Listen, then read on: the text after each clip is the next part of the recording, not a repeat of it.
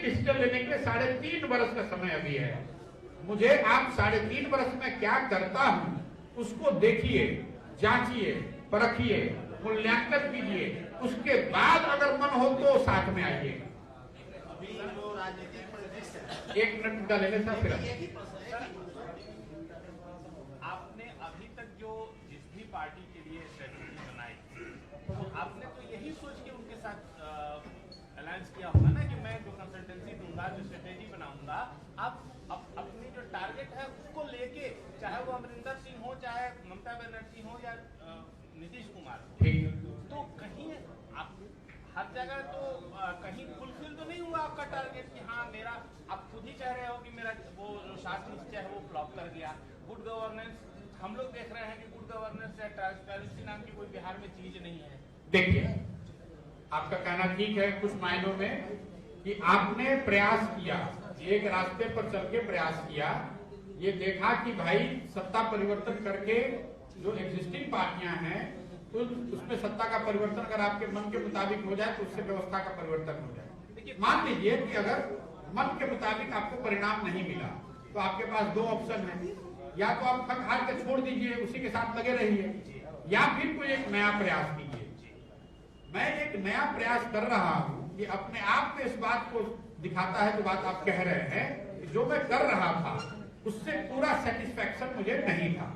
दूसरी बात, अब आप कहेंगे कि जब नहीं सेटिस्फेक्शन था तो क्यों कर रहे थे? अरे मैं आ रहा हूं, बता रहा हूं। आप जब आप किसी बिना पृष्ठभूमि के, किसी बड़ी पृष्ठभूमि के व्यक्ति हैं तो आपको अपनी जगह और पहचान बनाने के लिए कुछ करना पड़ता है। मान लीजिए कि आप शाहरुख खान हैं तो आपने टीवी सीरियल में काम किया, फिर उसके बाद आपने बॉम्बे आप गए, वहां पर पिक्चर बनाने की कोशिश करी, तो जो डायरेक्टर ने आपको साइन किया उसके साथ आपने काम करके अपना हुनर दिखाया। फिर जब आप बड़े स्टार बन गए तो आप कह रहे हैं कि नहीं, मैं सिर्फ इस तरह की मूवी करूंगा और इस तरह की डायरेक्टर के साथ ही काम करूंगा। तो आप उससे बड़े जब मेगा स्टार हो गए आप तो बता रहे हैं कि मैं किसी की डायरेक्टर के साथ काम नहीं करूंगा, मैं अपना स्क्रिप्ट जो मुझे अच्छा लगेगा उसी पर करूंगा और उस डायरेक्टर से उस पिक्चर का डायरेक्शन कराऊंगा जो मेरा फेवरेट है या जो मुझे पसंद है। तो जैसे जैसे जीवन में आप ऊपर बढ़ते जाते हैं, सफलता आपको मिल जाती है, तब आपके पास ये ऑप्शन होता है कि आप जो चाहते हैं वो कर सकें या नहीं। अगर मैंने 10 साल जिस काम को आप कह रहे हैं कि आपने किया, आपको सेटिस्फाइड आप हुए नहीं हुए, अगर उस काम को मैं नहीं किया होता मैंने, तो आज आप हमारी बात बैठकर थोड़ी ना पत्रकार वार्ता कर रहे होते। मैं अभी रोड पर यहां से बगल से निकल जाता, आपको पता भी नहीं चलता। भाई मैं कोई मुख्यमंत्री और प्रधानमंत्री का लड़का तो हूं नहीं, मुझे अपना रास्ता खुद ही बनाना है। मैंने अपना रास्ता खुद ही बनाया है। कई बार वो रास्ते बाहर से जब आप देखते हैं, और सिर्फ मेरे लिए नहीं है, जो व्यक्ति भी अपने जीवन में अपना सब कुछ आप खुद से अगर आपको बनाना है तो दूसरे को जो बाहर से देखता है उसको वो रास्ते थोड़े टेढ़े मेढ़े दिख सकते हैं, क्योंकि आप you are not born with the silver spoon कि भैया जो आप चाहिएगा वही कर लीजिएगा। लेकिन एक बार जब उस स्थिति में पहुंच गए जहां पर जो आप चाहे वो कर सकते हैं, तब क्या कर रहे हैं? तब आकर एक ऐसा प्रयास कर रहे हैं जिससे कि मुझे लगता है कि व्यवस्था में परिवर्तन किया जा सकता है। आज मैं चाहूं तो जैसा आप बता रहे हैं, वो जब बंगाल का मैंने चुनाव छोड़ा तो हार कर तो छोड़ा नहीं, उस समय तो उस विधान में मैं शिखर पे था। बंगाल में और तमिलनाडु का चुनाव जीतने के बाद तो उस विधान में मैं शिखर पे था इस देश में, तब छोड़ा है, हार कर नहीं छोड़ा है। इसका कॉन्ट्रडिक्शन भी है, जब नीतीश जी के साथ आप जुड़े उस समय नीतीश जी पहले से गवर्नमेंट में थे बिहार में, तो उनकी परफॉर्मेंस तो आप देख रहे थे कि मैं इनके साथ जुड़ूंगा। तो ये भैया नीतीश जी सरकार में थे जी, लेकिन 7 निश्चय जैसा कोई प्रोग्राम नीतीश जी ने पहले नहीं चलाया है। 7 निश्चय बनाने के लिए 40,000 गांव में बिहार में मैंने 6 महीना सर्वे कराया है, ये पता कराया कि लोग क्या चाहते हैं। 7 निश्चय को इम्प्लीमेंट करने के लिए बिहार विकास मिशन की परिकल्पना की गई। अब आप उसको इम्प्लीमेंट नहीं कर पा रहे हैं तो ठीक है, उसका दोष मेरा भी हो सकता है, लेकिन हम तो सरकार में है नहीं। आप कह रहे हैं कि आप नीतीश जी के साथ थे और वो 7 निश्चय उन्होंने इम्प्लीमेंट नहीं किया, तो नहीं कर पाए तो उसी के लिए तो व्यवस्था बना रहे हैं। अगर वो कर लेते तो हमें क्या जरूरत थी बिहार में आने की? कोई जरूरत नहीं है। अगर नीतीश कुमार अपनी व्यवस्था के जरिए जो चीज उन्होंने प्रॉमिस करी थी, अगर वो कर पाते तो मुझे बिहार में आकर ऐसे सर फोड़ने की कोई जरूरत नहीं है, पसीना बहाने की। वो व्यवस्था पे तो मैं उनका ऑलरेडी उनके पार्टी में उपाध्यक्ष था, मैं उसी में रहता। क्या ऐसी बात तो नहीं है कि नीतीश जी को अगर टफेस्ट वर्क दे दिए थे जो होगा नहीं फिर उस पर आप आ जाएंगे? भैया हमने क्या टफेस्ट वर्क दे दिया था? घर घर में पानी पहुंचाना ये टफेस्ट वर्क है? घर घर नाली और गली बनना ये टफेस्ट वर्क है? बिहार के बेरोजगार लोगों को 1000 रुपए भत्ता मिलना चाहिए, टफेस्ट वर्क है?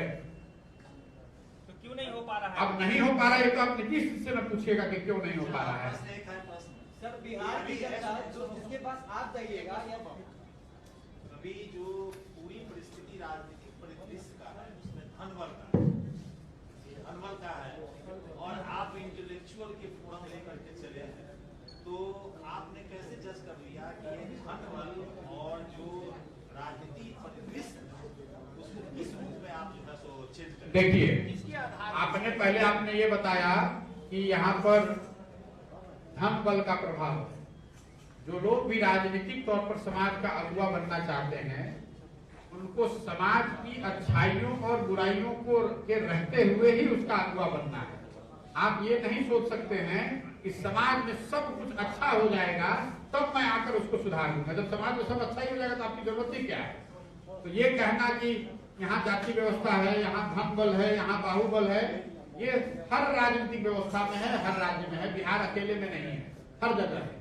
आपने कहा कि आप इंटेलेक्चुअल को लेकर साथ चले हैं, ये इंटेलेक्चुअल को लेकर चलने की बात है। अभी यहाँ प्रेस कॉन्फ्रेंस खत्म होगा और मैं अभी लड़कों से यहाँ मिल रहा हूँ जो मुजफ्फरपुर के जिले से खुद से फोन करके लोग मिलने आ रहे हैं।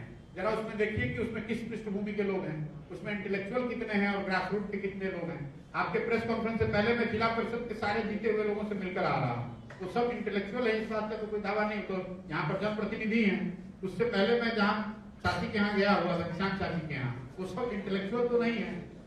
आपको लगता है कि आप राजनीति मतलब चुनाव नहीं जीत पाएंगे, अगर आपका आकलन ये है तो मैं तो सिर्फ आपको इतना ही कह रहा हूँ कि साहब चुनाव पहले तो 3.5 साल के बाद है। दूसरी बात, अगर मान लीजिए कि आपको राजनीति की खूब समझ है, चुनाव की खूब समझ है, थोड़ी बहुत चुनाव की समझ तो हमको भी होगी, 10 साल से यही काम कर रहे हैं, तो कुछ तो सोच ही के आए होंगे।